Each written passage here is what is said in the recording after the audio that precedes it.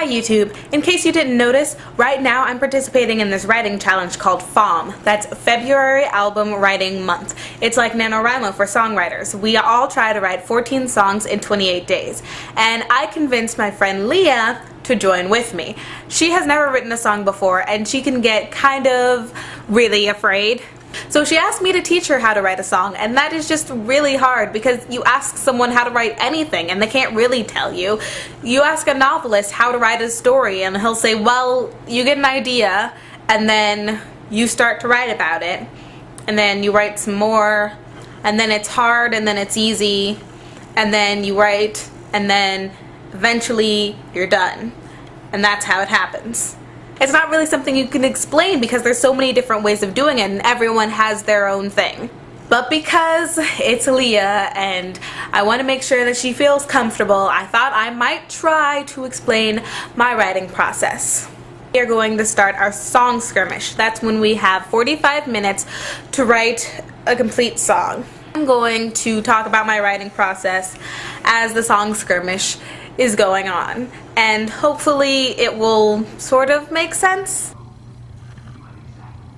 So of course you start with the idea, the basic concept, and right now we're using a title, and the title is Knock Off Warrior.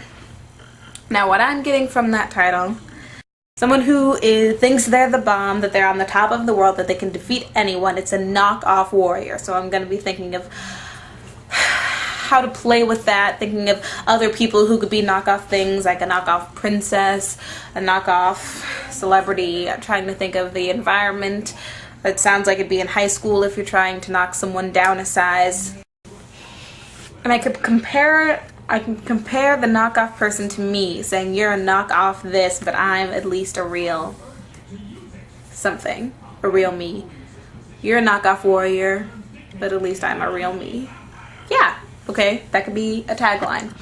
The thing about it is that you have to think of your hook first, your chorus, the part that brings everything together, the part that everyone remembers. It's really what your song is about. So that doesn't necessarily have to be the first thing that you think of, but it should definitely come soon because it brings it all together.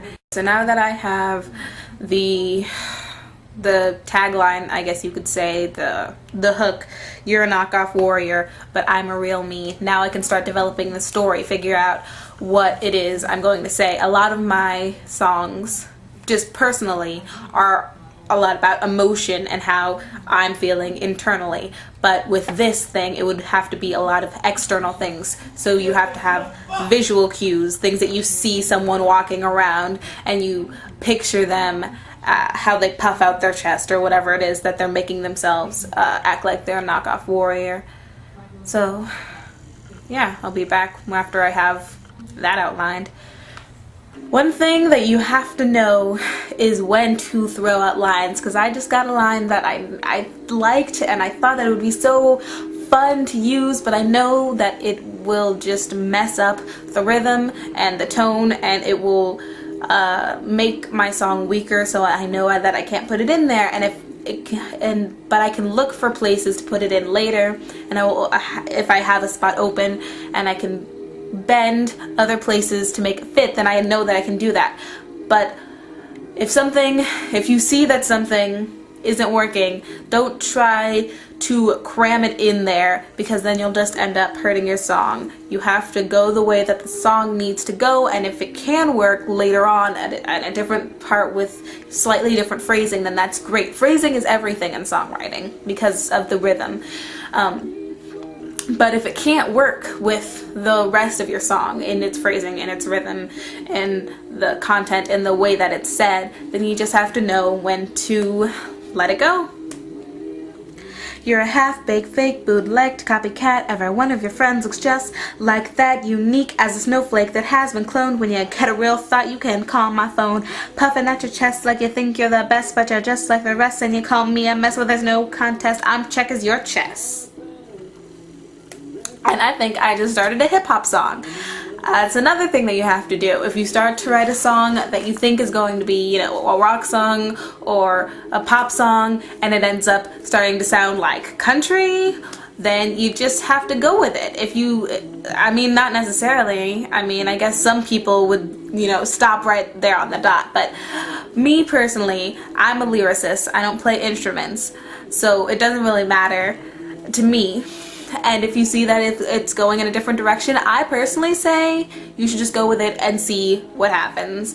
Maybe at the end you find out that it's not your style, but maybe it's someone else's. Maybe you could sell it, or maybe it was just not a very good song in the first place, but you have that under your belt, you know? You have that practice, that experience. That was the word I'm looking for. And with the threat of losing yet another song skirmish by not finishing in time, I rewrote the song and did it all over again. Really, I think the best advice that anyone can give you on how to write anything is to just do it your way. Find what you want to say and how you want to say it, and then put it down. Listening to other people talk about writing and, you know, doing exercises or doing things that other people do isn't bad, but you should just know that all the things that you're doing are other people's way, and if they don't work for you, then that's fine. You can just find a different way. Just do things in a way that makes you feel comfortable, that you think is best for the story that you're trying to tell, and then it'll all work out. Alright. Well, I hope that you have learned something, and I will talk to you later. Bye, YouTube.